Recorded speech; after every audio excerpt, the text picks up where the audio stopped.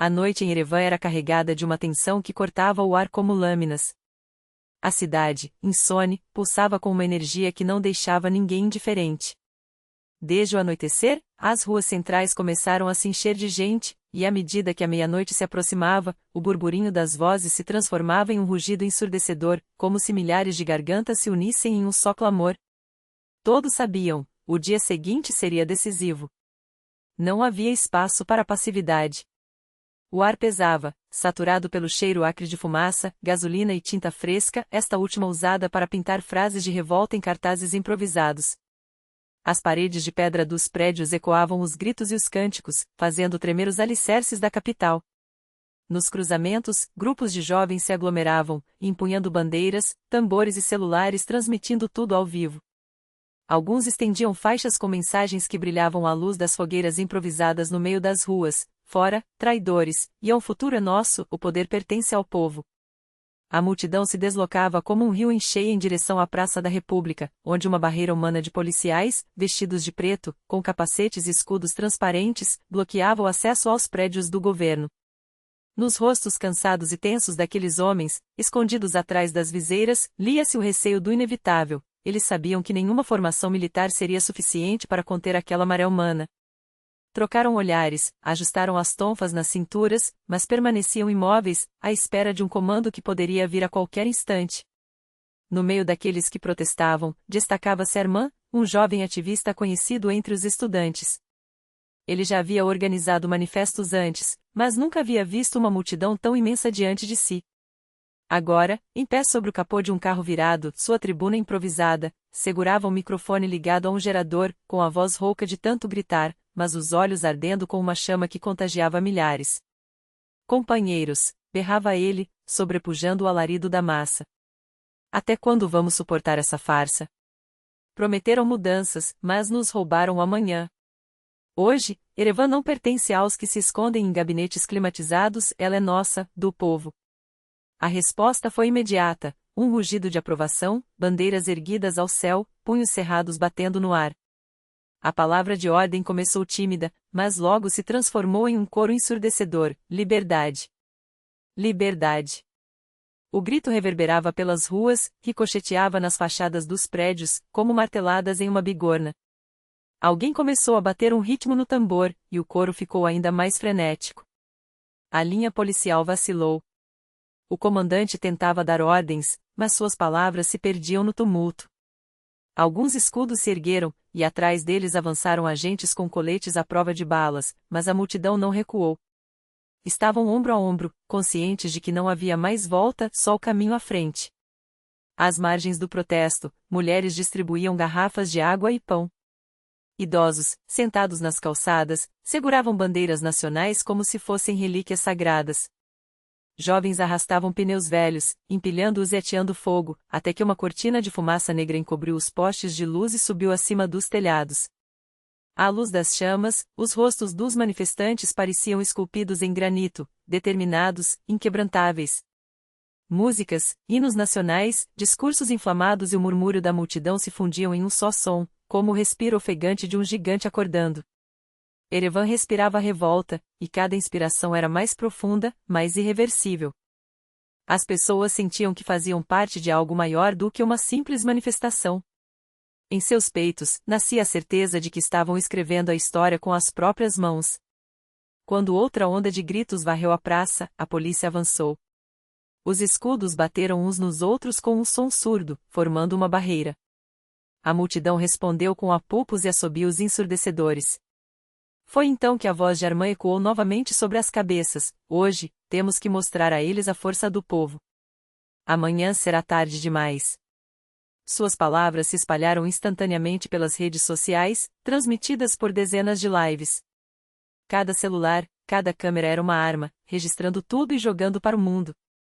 Em um beco próximo, um grupo de ativistas pintava na parede, com spray vermelho, uma única palavra: amanhã. A tinta escorria pelos tijolos, deixando um rastro vivo. Para eles, aquela não era apenas uma frase, era uma promessa, uma sentença para os que estavam no poder. A polícia lançou granadas de gás. O ar encheu-se de um cheiro pungente. As pessoas começaram a tossir, cobrindo o rosto com panos, mas ninguém se dispersou. Pelo contrário, os gritos ficaram mais altos, e as pedras voaram com mais frequência. Garrafas se estilhaçaram contra os escudos. A linha policial oscila, mas resistiu. Nos telhados, adolescentes com lanternas e celulares filmavam tudo, pulando de beiral em beiral, gritando atualizações para baixo, onde a barreira havia sido rompida, onde uma nova barricada surgia. As redes sociais eram inundadas por imagens em tempo real. Milhares de olhos fora de Erevan testemunhavam a capital se transformar em um campo de batalha. A internet mal dava conta do volume de transmissões, mas cada novo vídeo acumulava dezenas de milhares de visualizações em questão de minutos. A noite parecia não ter fim. Barricadas feitas de lixeiras bloqueavam as ruas. Fogueiras ardiam nas esquinas, refletindo-se nas vitrines e janelas. Alguém recitava poemas por um megafone, tentando manter o ânimo. Outros cantavam ao som de violões, enquanto os jovens erguiam fortificações com escombros de móveis. Naquelas ações, misturavam-se raiva e esperança. Todos viviam na expectativa do dia seguinte, sabendo que nada seria como antes. O cansaço pesava nas pernas, mas os olhos brilhavam. Até as crianças, trazidas pelos pais, agitavam bandeirinhas e repetiam os gritos com entusiasmo. Uma mulher, com um bebê nos braços, estava junto a uma barricada e dizia à vizinha: "Quero que meu filho cresça livre. Que ele nunca saiba o que é viver sob mentiras." Aquelas palavras se espalharam como um incêndio, virando um novo lema. A cada hora, a multidão ficava mais densa. Gente vinda de vilarejos e cidades pequenas se juntava ao protesto. Ônibus estacionados nas periferias despejavam colunas de manifestantes com bandeiras. Parecia que a própria Armênia havia se reunido ali, em Erevan. O governo tentava reagir. Carros de polícia com alto-falantes circulavam pelas ruas, pedindo que todos se dispersassem. Mas ninguém ouvia. Aqueles apelos soavam como sarcasmo, quando a cidade inteira já ardia em revolução. Ao longe, perto do prédio do governo, uma briga estourou. Alguns tentaram romper a barreira policial. Escudos colidiram, cacetes voaram. A multidão avançou, e os agentes mal conseguiram segurar a posição. Além de pedras, agora voavam paus em chamas, garrafas com gasolina. Uma das fogueiras atingiu um container de lixo, e uma labareda gigante se ergueu, iluminando a praça com uma luz sinistra. Armand permanecia no mesmo lugar, o rosto molhado de suor, a voz falhando, mas ainda gritando: "Não vamos embora. Vamos ficar aqui até que nos ouçam." Suas palavras cortavam o ar, e milhares as repetiam em uníssono. A cidade estava irreconhecível. Fumaça, chamas, barricadas, centenas de barracas nas ruas. Os manifestantes se instalavam como se preparassem um cerco prolongado. Alguém trouxe um gerador, ligou holofotes, e a noite se transformou em dia. Erevan não dormiria. Não naquela noite. Não enquanto o futuro ainda pudesse ser conquistado. Os holofotes cortavam a escuridão como lâminas de luz, recusando-se a deixar a praça mergulhar nas sombras. Entre as barricadas, tendas médicas improvisadas atendiam os feridos, rostos marcados pelo gás lacrimogênio, corpos contundidos por cacetetes. Voluntários chegavam com caixas de comida, remédios, água. Não era um acampamento. Era uma fortaleza da resistência, erguida no coração da capital. Ninguém duvidava, o amanhã seria o dia da virada. Ou o protesto arrastaria o poder para o abismo, ou o poder esmagaria o protesto sob suas botas. Mas o medo havia evaporado. Aqueles milhares, unidos por um mesmo grito, sentiam-se donos das ruas, donos do destino. Erevan pertencia a eles agora, e todos sabiam que nunca mais voltariam a engolir o silêncio imposto. A noite sobre a cidade era elétrica, carregada. Desde o crepúsculo, as avenidas centrais vinham se enchendo de gente, e à meia-noite o rumor das vozes já ecoava como um mar revolto. Todos pressentiam, algo decisivo estava por vir. Por isso, ninguém queria ficar em casa. O ar pesava, denso com o cheiro de fumaça, gasolina e tinta fresca, a mesma tinta que traçava slogans em cartazes feitos à mão. Fora, traidores. O futuro está em nossas mãos. O poder é do povo. As palavras brilhavam sob o reflexo das chamas, enquanto as paredes de pedra devolviam os gritos em eco, fazendo tremer os alicerces da cidade. Nos cruzamentos, grupos de jovens se aglomeravam, empunhando bandeiras, tambores, celulares em transmissão ao vivo. Alguém esticava faixas sobre os ombros da multidão. Não eram apenas panos com letras, eram sentenças, juramentos gravados à força na memória da noite. E lá, à frente, a linha de policiais em uniformes negros, capacetes e escudos transparentes formavam uma barreira humana diante dos prédios do governo. Seus rostos, parcialmente ocultos pelas viseiras, traíam cansaço e uma tensão que não precisava de palavras. Eles sabiam, não era uma multidão que podiam conter com ordens ou bastões. Era uma avalanche. Os agentes se entreolhavam, ajustavam as dragonas nos cinturões, mas nenhum fazia um movimento brusco, como se aguardassem o sinal que poderia vir a qualquer instante, transformando a espera em caos. Entre a massa, destacava-se Armand, um jovem cujo nome já circulava entre os estudantes como sinônimo de resistência. Ativista de longa data, ele havia organizado protestos antes, mas nunca havia visto uma multidão assim.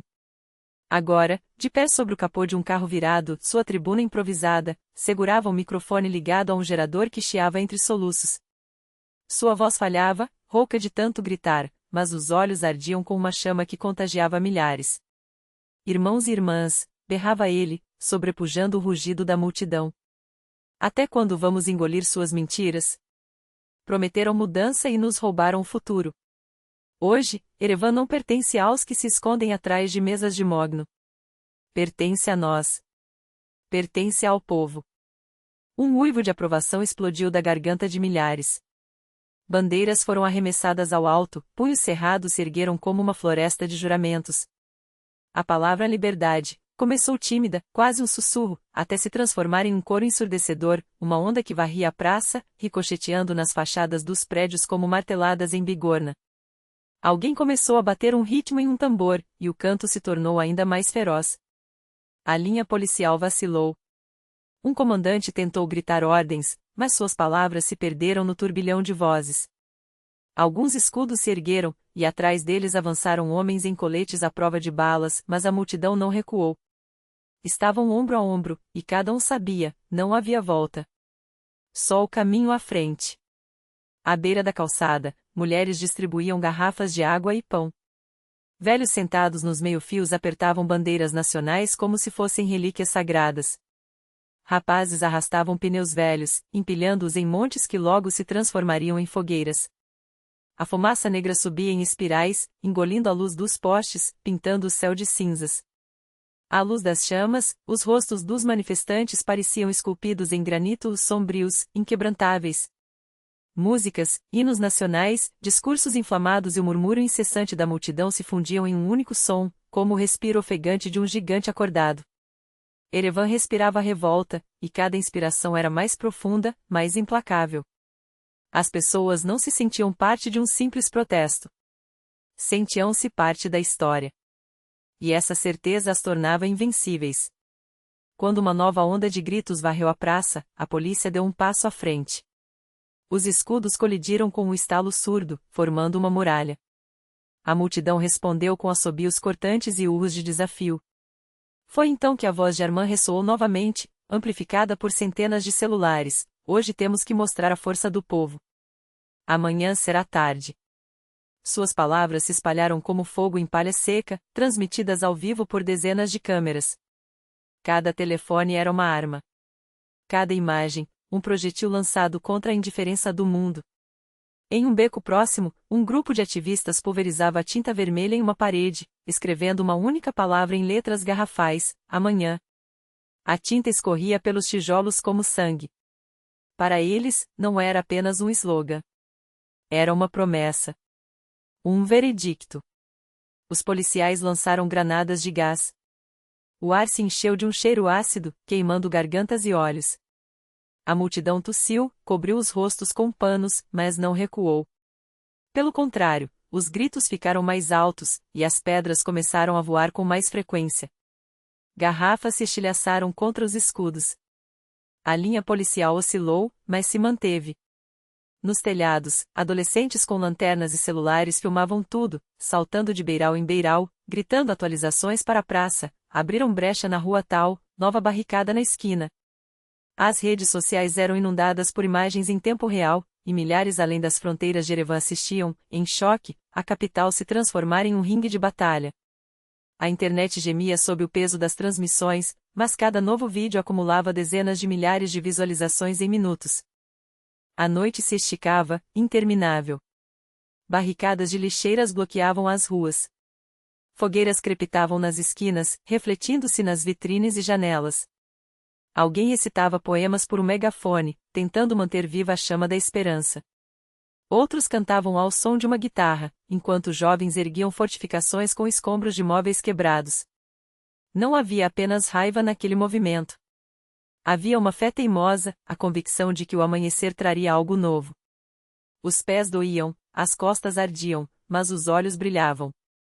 Até as crianças, trazidas pelos pais, agitavam bandeirinhas e repetiam os gritos com entusiasmo. Uma mulher, com um bebê nos braços, estava apoiada em uma barricada e dizia à vizinha: "Quero que meu filho cresça livre.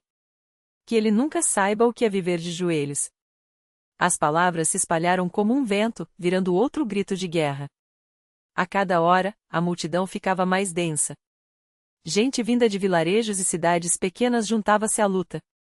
Ônibus parados nas periferias despejavam colunas de manifestantes com bandeiras. Parecia que a própria Armênia havia se comprimido dentro de Erevan. O governo tentava reagir. Carros de polícia com alto-falantes circulavam pelas ruas, ordenando a dispersão. Mas ninguém ouvia. Aqueles apelos soavam como zombaria quando a cidade já ardia em revolução. Lá longe, junto ao prédio do governo, uma briga irrompeu. Alguns tentaram romper o cordão policial. Escudos bateram, cacetetes se levantaram. A multidão rugiu, empurrou, e os policiais mal conseguiram segurar a posição. Não eram mais pedras que voavam, eram tochas, garrafas incendiárias. Uma das fogueiras atingiu um depósito de lixo, e as chamas começaram a lamber as paredes. O container explodiu em chamas, e uma coluna de fogo ergueu-se ao céu, iluminando a praça com uma luz cega, quase sobrenatural. Armand permanecia imóvel no mesmo lugar, o rosto banhado em suor, a voz rouca de tanto gritar, mas não parava. "Não sairemos daqui. Ficaremos de pé até que nos ouçam." Suas palavras rasgavam o ar, e milhares de gargantas as repetiam em coro, como um juramento selado no fogo. Quando o sol raiou, a cidade era irreconhecível. Fumaça espessa cobria os céus, barricadas bloqueavam as ruas, centenas de barracas brotavam entre os escombros. Os manifestantes se organizavam como se preparassem uma guerra de resistência. Alguém arrastou um gerador, ligou holofotes para que a praça não mergulhasse na escuridão. Tendas médicas improvisadas atendiam os feridos pelo gás, pelos cacetetes, pelas balas de borracha. Voluntários chegavam com comida, remédios, cobertores, tudo doado, tudo compartilhado. Era um acampamento de liberdade, erguido no coração da capital, desafiando cada pedra do sistema que os ignorara por tanto tempo. Ninguém tinha dúvidas, o dia seguinte seria o desfecho. Ou a revolta varreria o poder dos seus tronos, ou o poder esmagaria a revolta sob suas botas. Mas o medo havia evaporado. Aqueles que outrora tremiam agora respiravam como donos das ruas, donos do destino. Erevan não pertencia mais aos palácios, aos decretos, às sombras do passado. Pertencia a eles e sabiam que, depois daquela noite, nunca mais se curvariam ao silêncio.